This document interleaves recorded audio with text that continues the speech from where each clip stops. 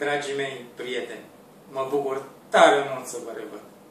Astăzi am ales să vorbim despre puterea magică a banilor.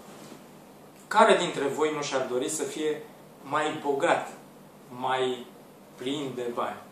Ei bine, dragii mei, aflați că banii au legată de ei o putere magică.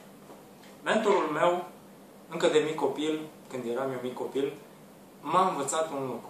Banii, dacă îi pui în palmă, îi poți acoperi cu un scut magic care să-i facă nevăzuți. Dar banii se află în continuare aici. Trebuie doar să dai la o parte scutul nevăzut și banul reapare. Banii, de asemenea, au puterea de a sfida orice lege a fizicii.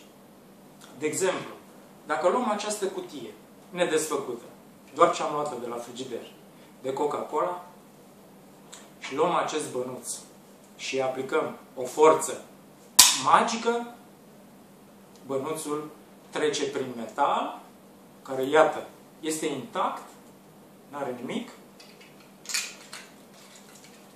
și bănuțul se aude înăuntru.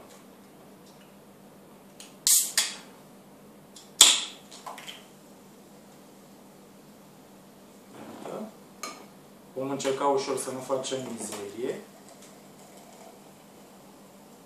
Încet, să nu facem multă spumă.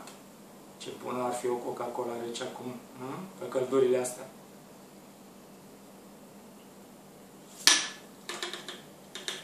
Iată. Bănuțul e înăuntru. Păcat că n-am cum să-l mai scot. Partea asta de magie îmi pare rău. N-am învățat cum se face.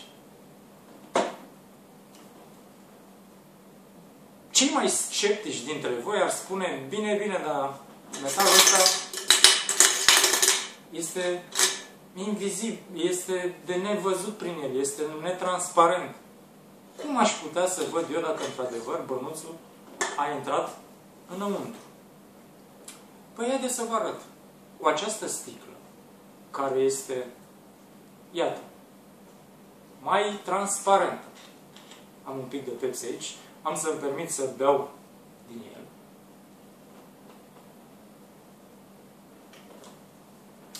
Ce bun e!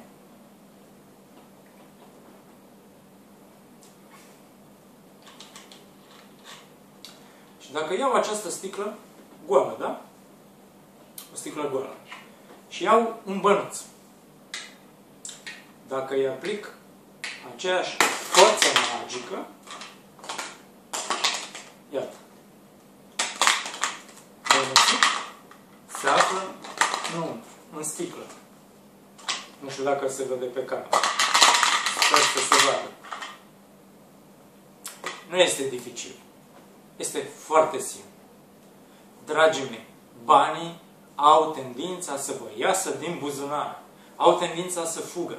Au tendința să treacă prin lucrurile solide materiale. Dar în același timp, mentorul meu m-a mai învățat un lucru care este foarte important. Banii mai mari atrag banii mai mici. De aceea persoanele care sunt bogate, au mulți bani, atrag mai mulți bani. Ca să vă demonstrez acest lucru, am să fac un experiment foarte simplu. Am să iau acest ban mare și acest bănuț mic îl pun în palma cealaltă. Trebuie doar să întorc palmele și iată, bănuțul mic a migrat la bănuțul mare. Dragii mei, un singur lucru vreau să mai rețineți. Niciodată să nu lăsați puterea magică a banilor să pună stăpânire pe voi. Întotdeauna puneți voi stăpânire pe bani. Vă pup. Vă iubesc. Cum a ieșit? A ieșit.